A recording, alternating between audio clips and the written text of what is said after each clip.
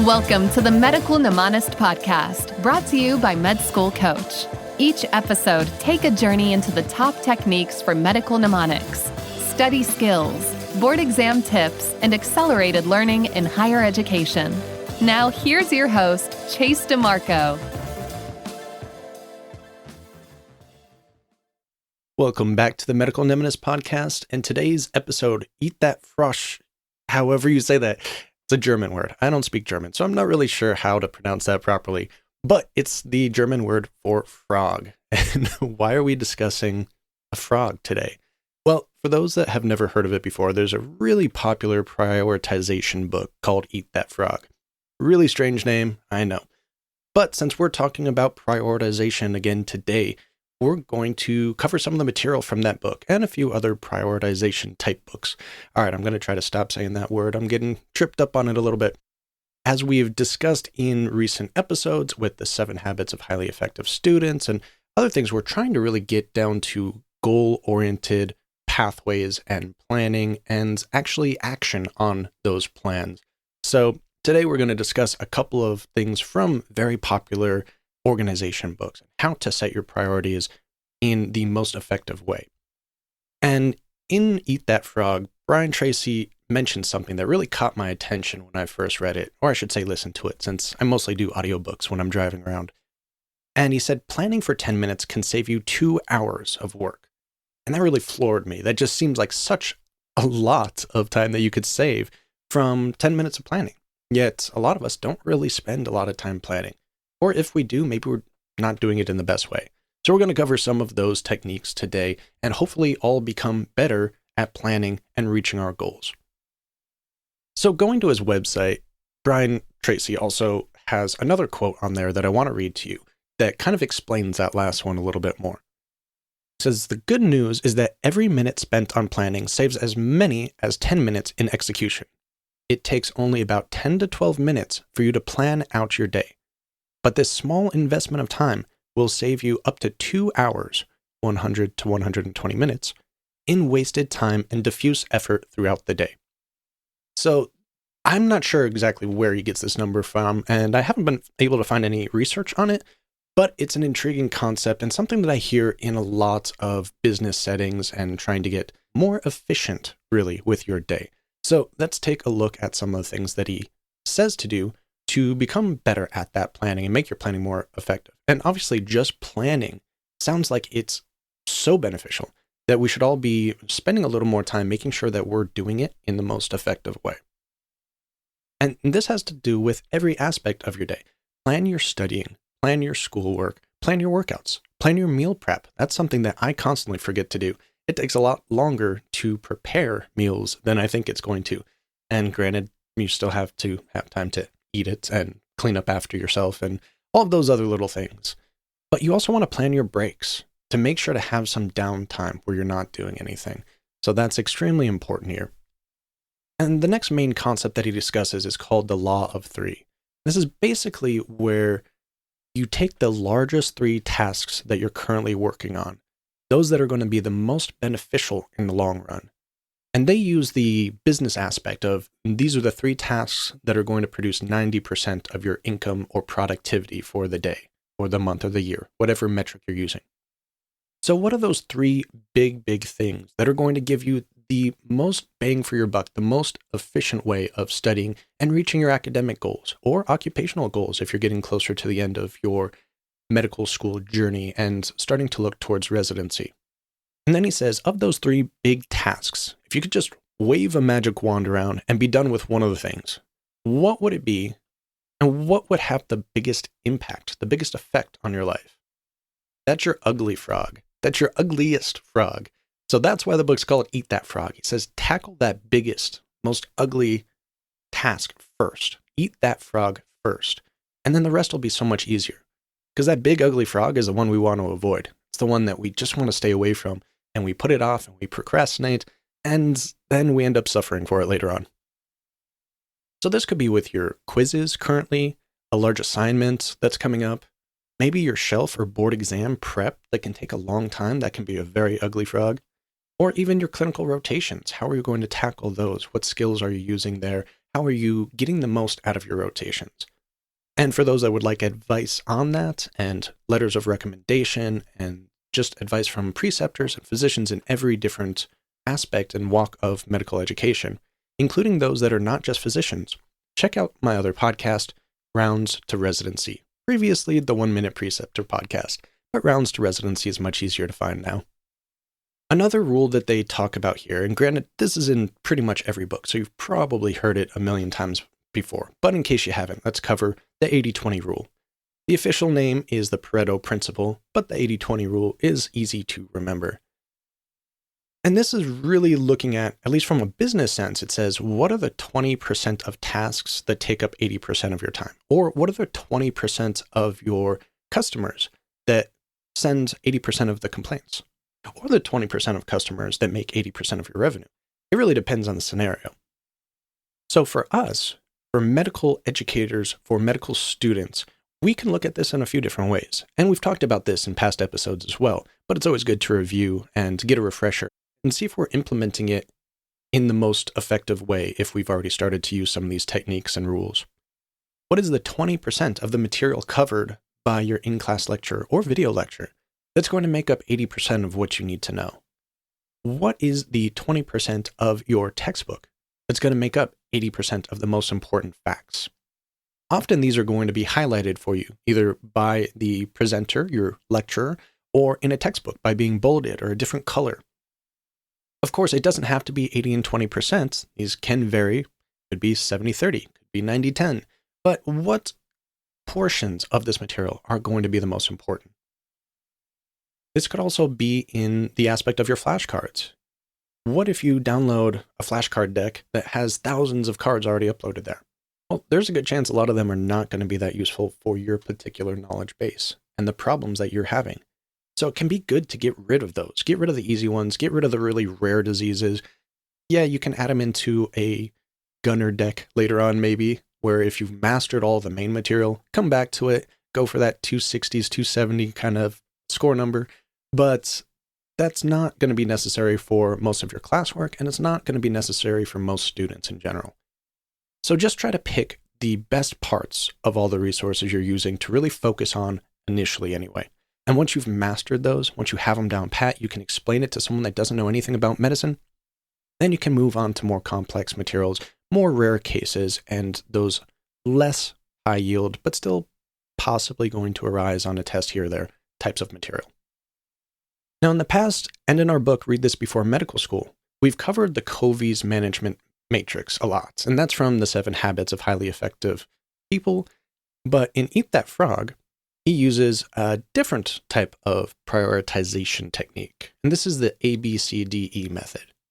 And basically what this stands for, and I know in medicine we have a lot of ABCDE rules, but for prioritizing your material, what you're going to tackle right now, it's assuming that you have some sort of to-do list or schedule or something that you're using to track the tasks you need to complete.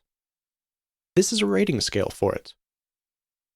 Now, if you remember in the Covey matrix, it was kind of a 2x2 square if you've ever looked it up before, or you could look it up right now if you're not driving, if you're safe to do so. And it breaks them down into important, unimportant, and then immediate and not immediate. And obviously you want to finish everything that's important and immediate first in that quadrant. And then the important but not immediate, you can maybe save for a little bit later, but you don't want it to be too far on your list. And down the list we go. The unimportant and the unimmediate, you can pretty much get rid of. That's just wasted time or leisure time, potentially, watching TV, something like that. Not something we're going to focus on to be efficient. The ABCDE method, the A stands for very important. The B stands for important. C stands for, well, it'd be nice to do. Kind of like getting a grade. C's passing, but not really something we enjoy. Not something we're going to focus on for a task. A D stands for delegate. Granted, this is in a business sense, so if you're a business owner or plan to be, you want to delegate that task off. It might be a little more difficult to do for students. And E stands for eliminate, whenever possible anyway. So those are the really, really low yield tasks that you kind of want to do, but it's not at the C level and you don't really have a way to delegate it. Well, just get rid of it. You probably don't need it. It's probably just wasting your time. So you go down your to-do list your tasks list and you label everything with this coding system. And if you have more than one A, then you'd go into even smaller chunks. All right, this one's 1A, this one's 2A, this one's 3A. And you want to focus on all the A's first, obviously, and then the B's, and then C's if you have some spare time, and of course get rid of the D's and E's.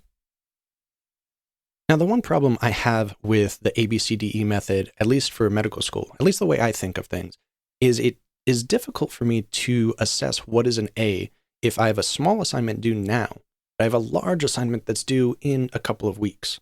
How do I determine which one of those is going to gain priority? That's kind of why I favor the Covey's management matrix. It separates it out by time. This is important now, this is important, but not right now. But this ABCDE method can also be very useful, even if you're just using it for shorter term tasks.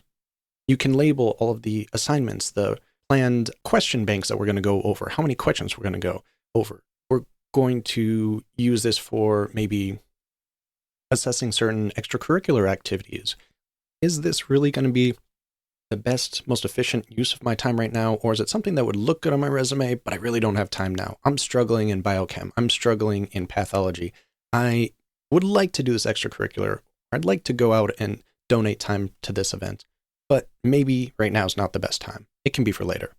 So this method of prioritization can be really simple if you have a list already and you don't want to put them into quadrants and figure out what to do from there. But the one good thing he does say in the book is kind of a way to tackle big tasks. Because like I said, if it's a long-term task, if it's several months of studying for a board exam or something along those lines, that's really difficult, in my opinion, to use this type of method. But he has a couple of things that he mentioned on this particular topic. So when you're breaking up large tasks, you want to do something from actually habit number 2 of the 7 habits, and that's keep the end in mind, or start with the end in mind. And that's really knowing what your end goal is. Is it to do something by a certain time? Is it to reach a certain grade, a certain mark? Is it to get published? Is it some other metric that you're really going for? Is it for leisure? I just really enjoy doing this. It's a hobby. It's something I have intrinsic value for. So figure out what your goal is and what the end result is that you really want to see. And then break that down into manageable parts. You can do this by breaking events down. I want to do this year, this next year, this in 5 years from now. You can break down the yearly things into quarters. You can take those quarters and break them down into per month. What can I do each month to reach this quarter goal that'll reach this year goal? And then you can break it down further into weeks and days and so on and so forth. So the way he describes this in Eat That Frog is 2 different types of methods, the sliced salami method and the Swiss cheese method. Why they're both named after food, I don't know, but it's common in medicine too, especially in pathology. So we should be used to that part. The sliced salami part is divide and conquer. To divide all these tasks up in certain different ways and tackle one until it's completely done. Just be done with it, put it in the back of your mind, don't need to think about it again. Great way to tackle certain tasks. The Swiss cheese method is taking small bites at a time. I suppose this could be interpreted in several different ways, but if you just do a little bit at a time over a long period of time, you're still going to get the task done. And this is actually how we recommend you study, too. Cramming is not effective. You might remember some of it for the next day, maybe for 2 days, but really doing spaced repetition over time, that's taking small bites out of your studies. That's taking small bites out of the board exams. So make sure to try to divide things up in a way that makes sense to you. Have a plan of action. Remember, from the beginning of this episode, just 10 minutes to 12 minutes of planning can really save you up to 2 hours a day because you already know what your goal is and you know how you're getting there. You've broken up your goal into little tiny bits to manageable pieces and then now have one thing at a time to tackle. And you're not being distracted. You're not trying to multitask. You're not trying to do all of these inefficient processes that a lot of us do. And this is kind of emphasized by his next law, which is the law of forced efficiency.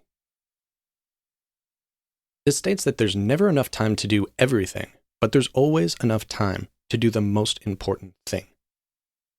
So do the number A's on your ABCDE. Do that ugliest frog task first. Break things down, tackle the most important thing at a time. And kind of similarly, although I don't believe this was mentioned in his book, but we've mentioned it in past episodes as well, is Parkinson's law, which I feel like it goes with the forced efficiency law very well. And that's that work expands to fill the allotted time.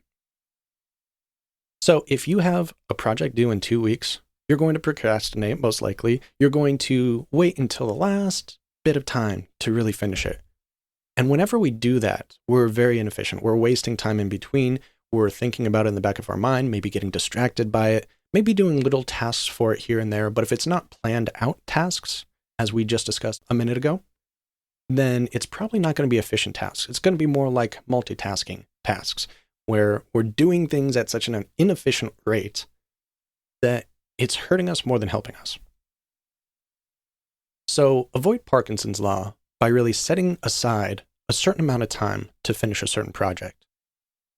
Fight procrastination by having time planned out and maybe limiting the amount of time you have to work on this, at least for that day. I have 1 hour. I'm going to get as much done on this assignment as I can this hour, and then I'm done. I'm not going to touch it again, at least until the next day. And this is best done by clearly outlining your goals. Again, allocating time, allocating responsibilities. If it's a group setting, make sure everyone knows what they're doing. One of the biggest wastes in business is board meetings, and it can be very similar with group study sessions in medical school. So make sure everyone knows the responsibilities, knows what they have to do by what date they have to do it by, and who they're reporting to. And the more organized and planned out it is, the better off the result's going to be. Okay, so before we finish off this episode, let's just do a quick review of some of the main concepts here. We have planning for a couple minutes every morning, every day, can save hours throughout the day. We have the big three, the law of three, which is take your top, biggest, most effective tasks that are most effective to your future, to your life, the ones that are going to have the most impact on your goals, and eat the ugliest frog first. We have the 80-20 rule. So again, trying to find out which bits and pieces are going to give you the biggest bang for your buck, and everything else can be maybe put for another time, lower down on the priorities list. We can prioritize with the ABCDE method, or again, the alternative is Covey's management matrix. With big tasks, we have to use the sliced salami or the Swiss cheese method. We have to break them down into manageable pieces, and we can finish one at a time and get rid of it, or maybe take little bites over a long period of time if it's not something that's easily broken down. Use Parkinson's law, which really means to set aside a certain amount of time and have a clear goal of what you're going to accomplish with that set time. And don't waste any extra time, because if you give yourself all day to finish this project, you're probably going to be working on it all day. You'll get distracted. You'll have other things come up, and you'll just let the work expand to fill the allotted time. And then to finish this up, I really want to make it clear that you should prepare to fail. And that's not a bad thing. We all fail. It might be small failures. Some might be larger. I've definitely been there many, many times. I know where you're coming from. But to get the most done, we sometimes have to fail to learn. As long as we get feedback from that failure, as long as we learn something from that failure, then we can come back and fix it, and we can become better. So just remember that learning is continuous, and especially in the medical field, you are a lifelong learner. You're going to hit roadblocks throughout your entire career, your entire life, and that's exactly how it should be. We need to keep pushing the limits, never getting too complacent with where we are. But there's no such thing as perfection, and we can always strive to make small increments of change for self-betterment. Well, this should release around St. Patrick's Day, I believe. So for those that are celebrating, be safe, have fun, and we'll see you next week. Have you been thinking about one-on-one training and tutoring at a reasonable price? Well, Prospective Doctor is now sponsoring a limited number of free sessions with me each month. To register, you can go to prospectivedoctor.com/chase and register for a free 30-minute coaching session. If you decide that you want to use their MCAT or USMLE tutoring services, you can now use the code CHASE10 to receive 10% off of your first $400 spent. Just enter CHASE10 and get your discount now.